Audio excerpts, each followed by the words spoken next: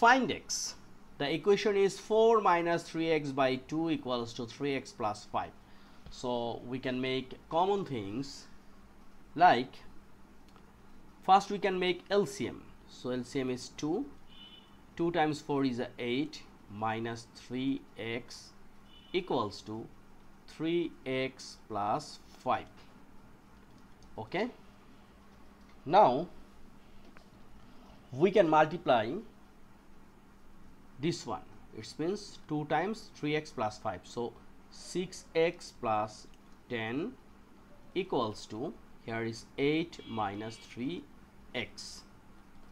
So 6x and minus 3x become plus 3x, and 8 plus 10 become minus 10.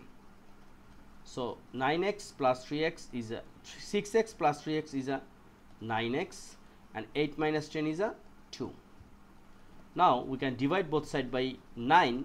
It will become x equals to minus 2 by 9, and this is our answer.